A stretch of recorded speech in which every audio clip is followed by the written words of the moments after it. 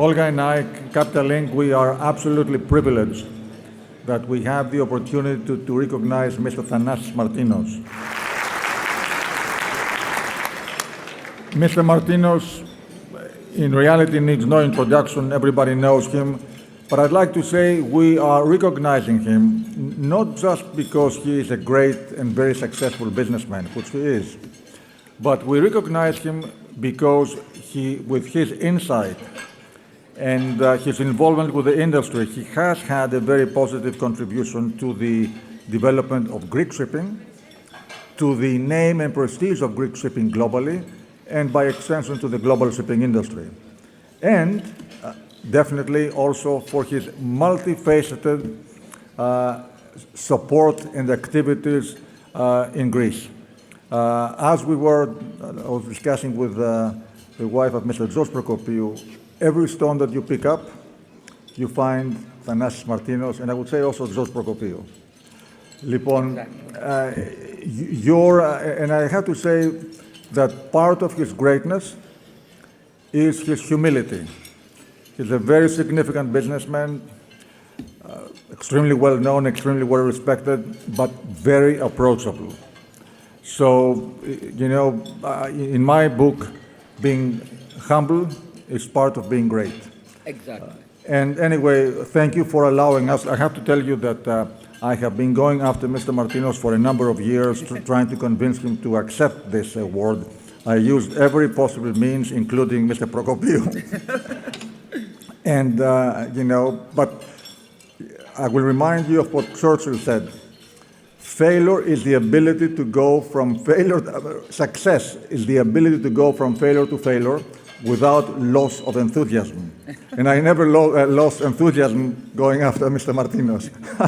So finally we got him. Anyway, we will start with a brief video that we have from Athens describing his life.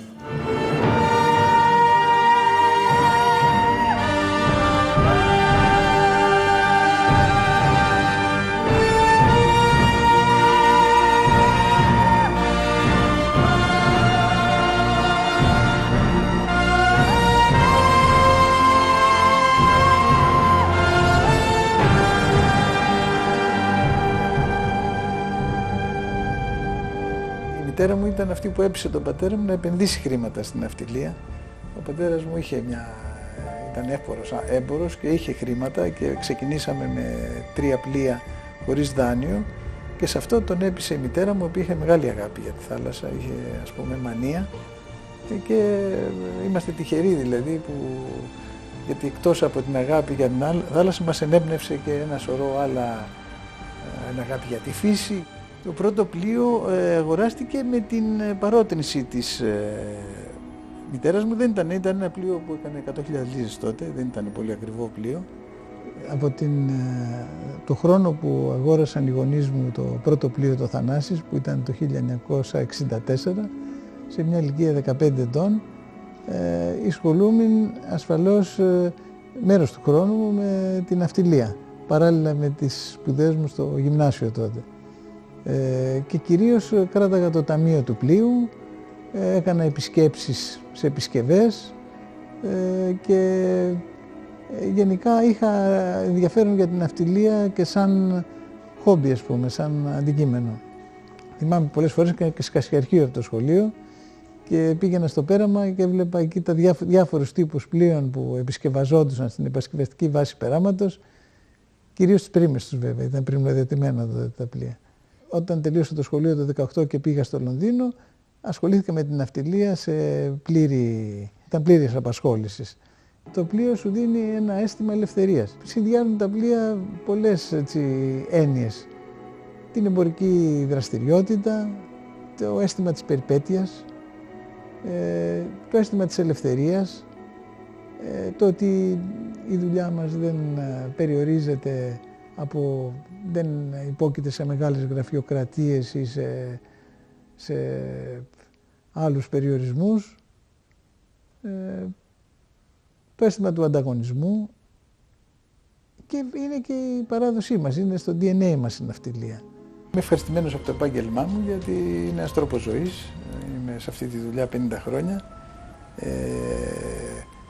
Έχω και άλλα έτσι ενδιαφέροντα, αλλά το κύριο ενδιαφέρον είναι η ναυτιλία. Δηλαδή δεν θα μπορούσα να φανταστώ τον εαυτό μου να μπαίνω το πρωί στο γραφείο και να παρακολουθώ ποια πλοία αναβλωθήκανε, ποια είναι ανάβλωτα. Είμαι λιγάκι σαν το βοσκό με το κοπάδι του. Δηλαδή έρχομαι εδώ να δω τι κάνουν τα πρόβατα, ας πούμε, το πρωί. Πού βρίσκονται και πώς θα τα διαχειριστούμε. Και η κάθε μέρα είναι διαφορετική από την προηγούμενη. Και αυτό είναι ένα, θα έλεγα, είναι ευλογία για μας που ασχολούμαι με αυτή τη δουλειά. Δηλαδή δεν είναι μια δουλειά βαρετή, ούτε παράγουμε τόσα τόπια ύφασμα για να το πουλήσουμε. Ασχολούμεθα με τους πελάτες. Δηλαδή κάθε μέρα είναι μια περιπέτεια. Είναι σημαντικό κανείς να έχει πίστη, ας πούμε. Και μου λέγει ο μένα ο πατέρας μου, γιατί ο πατέρας μου ήταν και δάσκαλός μας, ήταν ότι στη ζωή δεν αρκεί να είσαι έξυπνος, ας πούμε. Οπωσδήποτε καλό είναι να είσαι έξυπνος, αλλά η ζωή είναι να είσαι εργατικός. Είναι το ένα θέμα. Και θα προσθέτω να είσαι και έτοιμος. Και δεύτερον, να ενδιαφέρεις και για τους άλλους. Να έχεις μια κοινωνική, να έχεις το αίσθημα της κοινωνικής αλληλεγγύης. Γιατί δεν είμαστε μόνοι μας.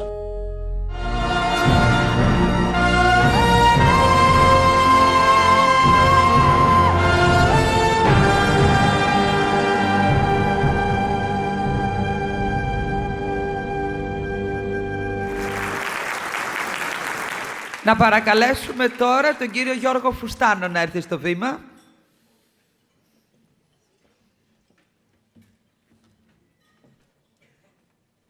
Ladies and gentlemen, it is my honor and pleasure to share with you my thoughts about a unique personality, Mr. Thanasis Martinos. I met Thanasis 43 years ago when I was first elected a board member of the Union of Greek Shipowners. Although younger than me, Thanasis had already been serving the UGS board alongside renowned shipping personalities for 6 years, elected at the age of 26. This rare distinction for a person of his age purely reflected at the time our shipping community's admiration for the exceptional performance of the group he led. Thanasis' family has no shipping roots. His father, Ioannis, was a well-known antique dealer in Athens. His mother, Athena, was daughter of a distinguished lawyer in Athens. In 1964, when Thanasis was only 14, his uncles, Meletis and Cleovoulos Methenitis, acquired a ship, soon followed by their sister Athena, who made her entry in shipping with a bold vision to establish a large shipping enterprise, not for herself, but for her 3 sons, whom she envisions to see becoming prominent ship owners. Consequently, on establishing Thanamaris in 1970, she opted to remain behind the scenes and entrusted her elder son, the 20-year-old Thanasis, to take the helm. Her other 2 sons, Dinos and Andreas, who later contributed significantly to the success of the family enterprise, had not even finished school at the time. Thanasis modestly maintains that he's not a self-made entrepreneur, stating that his father provided the funds for the acquisition of the family's first 2 ships. However, in my view as a historian, he is definitely one of the best examples of a self-made entrepreneur. He has worked hard to achieve this. From the age of 15, still a high school student, he spent most of his free time visiting almost daily his uncle's office in Piraeus in order to familiarize with shipping operation. He later moved to London and followed a course in economics, while training in a shipping office run by Greeks, representing the first Martinos family ships, before returning home to assume command of Thanamaris. The evolution of Thanamaris was truly amazing. The company grew throughout the 70s to reach a fleet of about 40 ships when the devastating crisis of the early 80s started plaguing the international shipping community, forcing many traditional enterprises out of business. By the end of this catastrophic decade, Thanasis was not only among the survivors, but had increased its fleet to over 50 ships. From that point on, Thanasis embarked on a new chapter. His amicable separation with his brothers marked the establishment of his own company, Eastern Mediterranean, which has since evolved into a robust group operating over 80 high-quality ships of all types. Excuse me. Despite achieving enormous success in business, Thanasis' life had serious setbacks as he faced the loss of dear family members, most recently, the one of his mother, the unforgettable to all of us, Nuno Martinos. Beyond inspiring him to pursue a career as a ship owner, her outlook on life instilled in him a genuine respect for women. At this point, I must pay tribute to a very special lady who has accompanied for over half a century Thanasis' life journey in the most creative and inspiring manner. His beloved wife, Marina.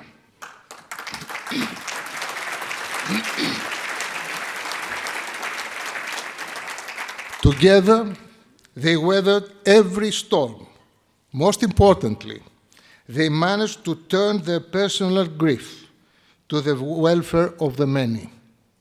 Always maintaining a low and modest profile, they committed themselves in splendid acts that have, over the past 30 years, placed them among our country's greatest philanthropists and benefactors.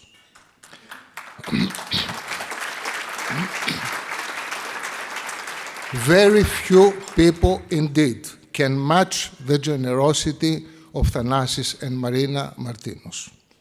Their constant endeavors to provide relief to those in need, to support the national defense and the country's health system, to promote education, religion, culture, and heritage, strengthen all important pillars for the existence of our nation.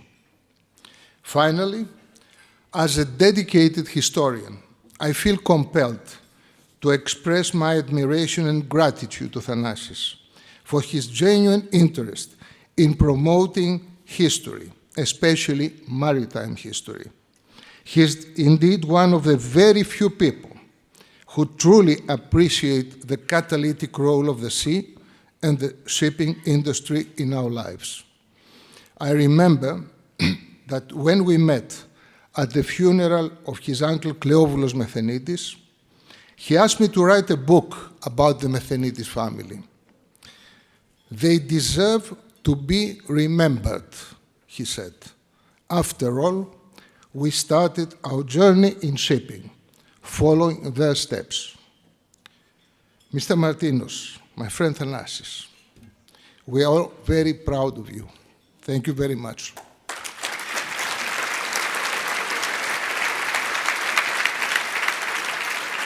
And now I would like to ask Mr. Prokopiou to come to the podium, please. What can one say about Thanasis Martinos? Anyone in need, anywhere in Greece, knocks on his door and finds a response. He has a particular sensitivity to churches, ecclesiastic institutions, sacred artifacts, no matter what they are, to be a simple epitaphios or a iconostasi, or the reconstruction of St. George in Alexandria, or St. Demetrius in Constantinople, on the Princess Island, and even, of course, on Mount Athos. His ecclesiastic contributions and hospital innovation activity are only part of the philanthropic work of Thanasis and Marina, but I will talk more about Thanasis as a friend. We have known each other since childhood, because our homes were nearby. There were 3 boys and 1 girl, and we are the same. In winter, we are the only ones staying in Glyfada, in the seafront. Everyone else was living. This was a vacation area. Mrs. Athenaeum Martinos was the inspiration behind all our activities, whether at sea, on land, hunting, swimming, excursions, fishing. Not only did she encourage us, but in the beginning, she was also our teacher in all these activities. Thanasis got into the struggles of life from young age. And by struggles, I mean his passion. He didn't do out of necessity or family pressure. He simply loved the sea.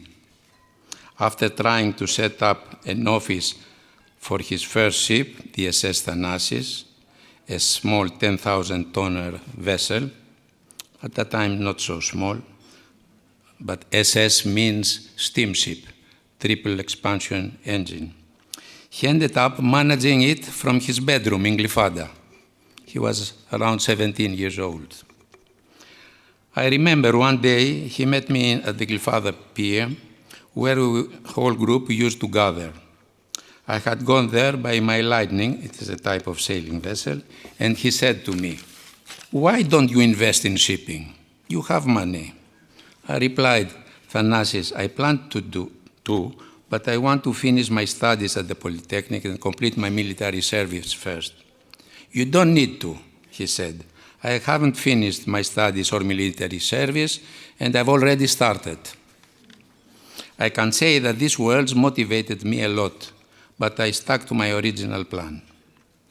Our friendship continued uninterrupted even after we both got married and had our 3 daughters. We spent Christmas, Easter, and summers together, going on vacations, where we engaged in activities like swimming, spearfishing, and spending time with our kids. We also discussed business and future plans. There were other friends like Vafias, Tsavliris, Nikos, I think they're here. I remember once at Christmas, Mrs. Nounou suggested we go to Evros, up in north, because she had supposedly received a call saying that an unusually large number of birds, of ducks, had arrived.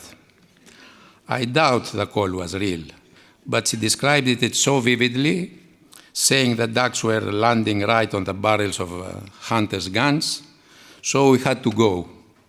When we arrived, exhausted, a local took us into his home to rest and showed us around. At some point, he showed us a picture on the wall. Thanasis asked, who shot that wild boar? The man replied, "That is not a wild boar, that is my daughter." We still laugh to this day about it. There were also tough times in shipping. I remember Mrs. Nounou advising me, wear an old tattered coat, something worn out, and go to negotiate. I know someone that did that successfully. I mean with the bank. There were life lessons, and the entire shipping industry owes a lot to the Martinos family, which has produced many ship owners. I can say that I, too, started because of Thanasis' encouragement. Though I love the sea, I might have started later if not for him. We have so many memories, both serious and funny.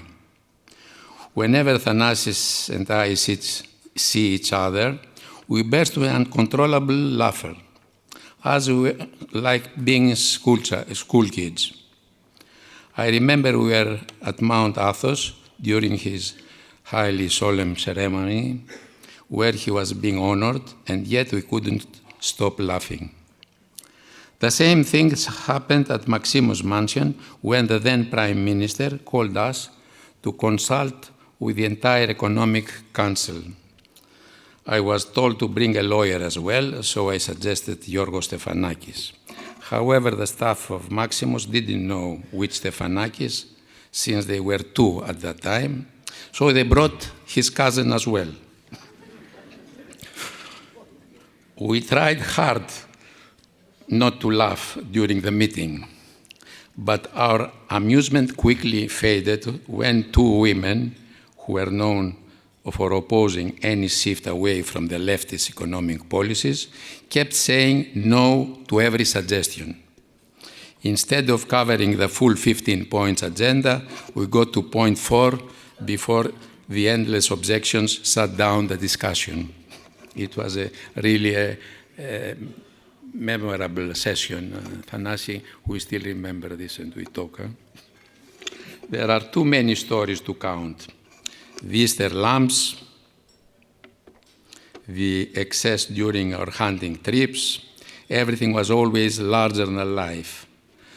There was often a blurred line between reality and exaggeration, but that mindset also encouraged us to think with anything is possible attitude.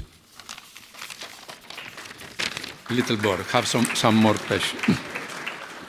He was very strong. He has a very strong work ethic.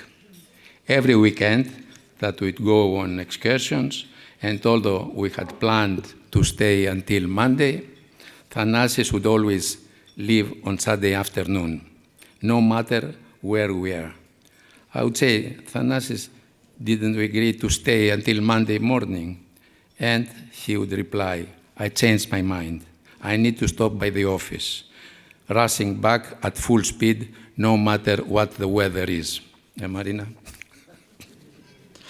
Another thing about him is that if there is a single dove or quail anywhere on Rinia or St. George, he'll find it, shoot it, and then spend hours searching for it, refusing to give up. He's so determined that even the hunting dog gives up. This award is just one of many that he has been given to Thanasis, and he deserves countless more. But if he ever speaks publicly, he will talk about everyone except himself. You will never hear him praise his own contribution. He has been through many very difficult times, like all of us, but his faith in what he does always carries him through. Now, either your nieces, nephews from your siblings have its own companies and are thriving. I think today a large percentage of Greek shipping industry is Martinos. Thanasi, you started in 1964, so you have already completed 60 years in shipping. Wish you another 60 to come. Thank you.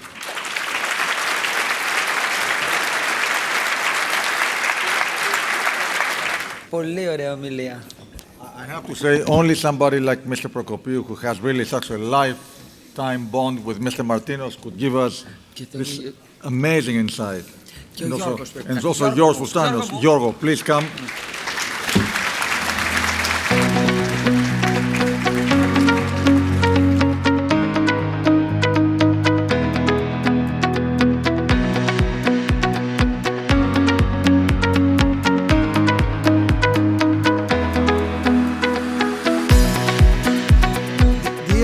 Guests and friends, I'm afraid my own address will be shorter than my very good friends with all the nice words they told about me. Many thanks to Nick and Olga Bornozis and Capital Link for the great honor of the Greek Shipping Leadership Award. I thank my old friends, George Foustanos and George Prokopiou, for their kind words. With George Foustanos, we share a passion for maritime history. With George Prokopiou, we share some 55 years of friendship and our passion for shipping and our families. With George Prokopiou, we have a common origin, our neighborhood in seaside Glyfada, which is the reason why we and our brothers became ship owners. Sometimes we say that there are the Chios, the Andros, the Cephalonia origin ship owners. We are the Glyfada ship owners, and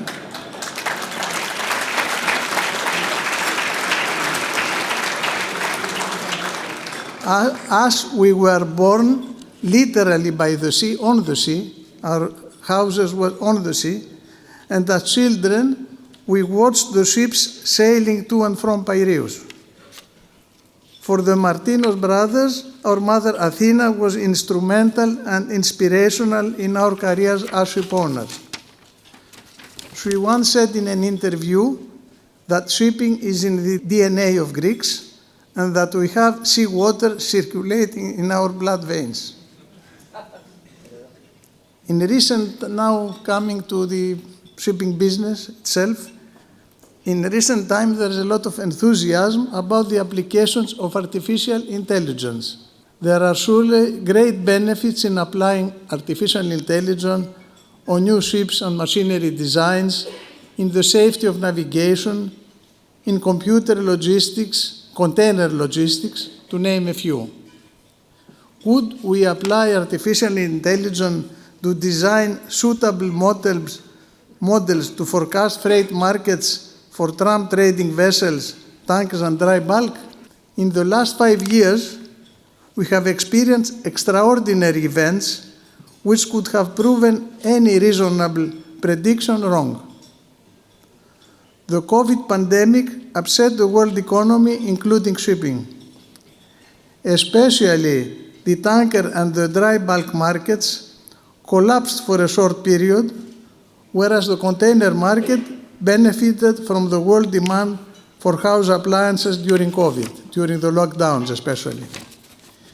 In tankers, the rates had risen briefly when oil prices collapsed and it was encouraged to store oil on ships, but then the demand for gasoline and aviation fuel was reduced and the rates dropped due to the extended lockdowns.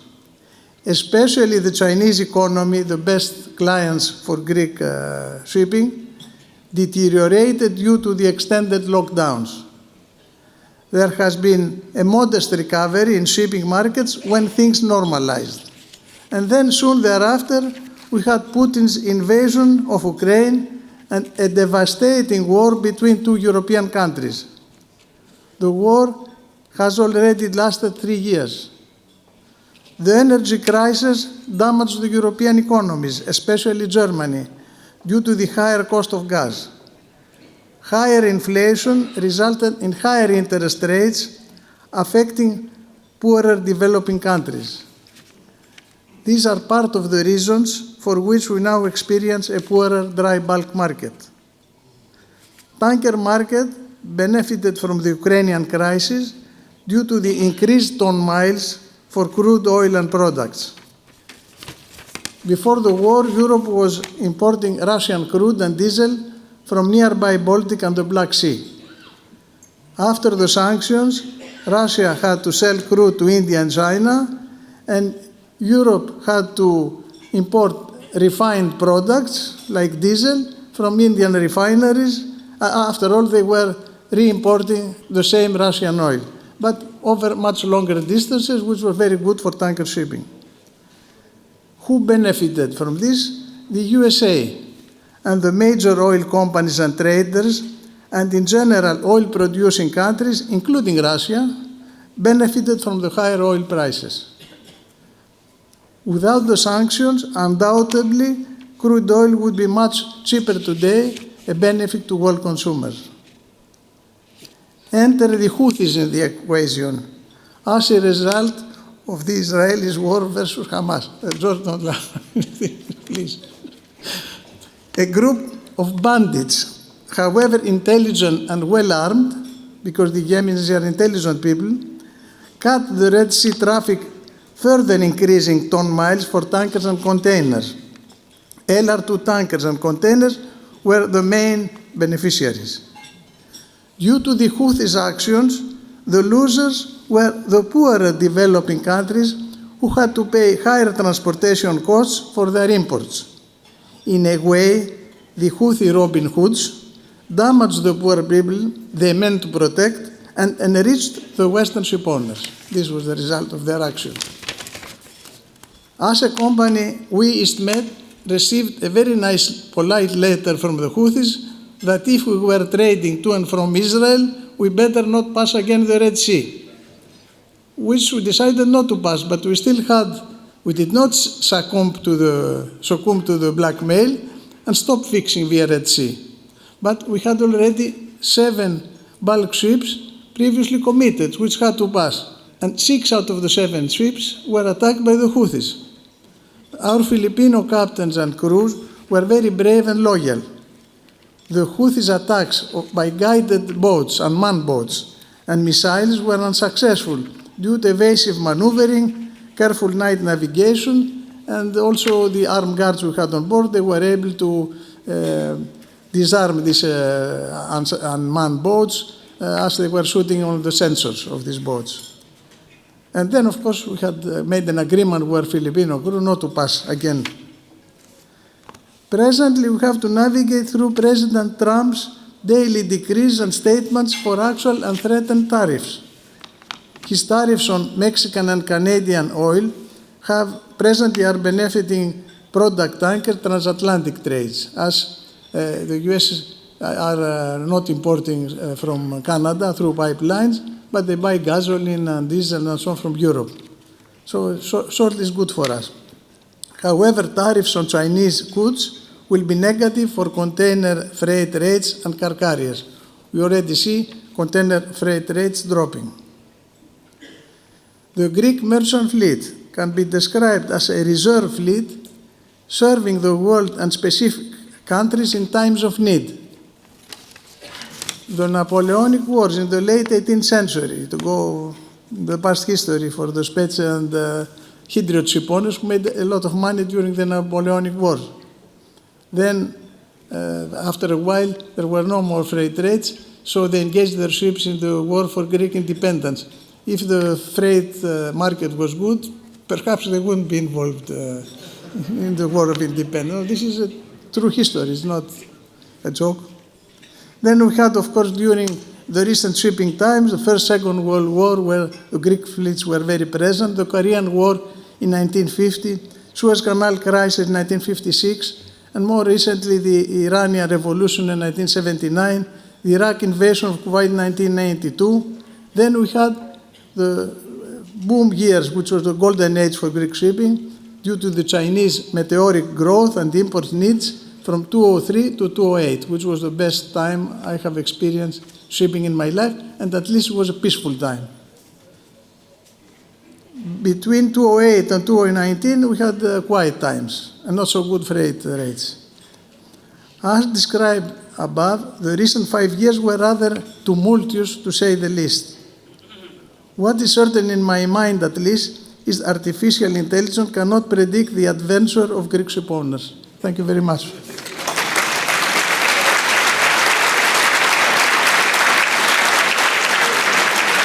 Thanasis, thank you very much. It's been a great privilege to have the opportunity to recognize you. Thank you to everybody for joining us at this momentous lunch and occasion.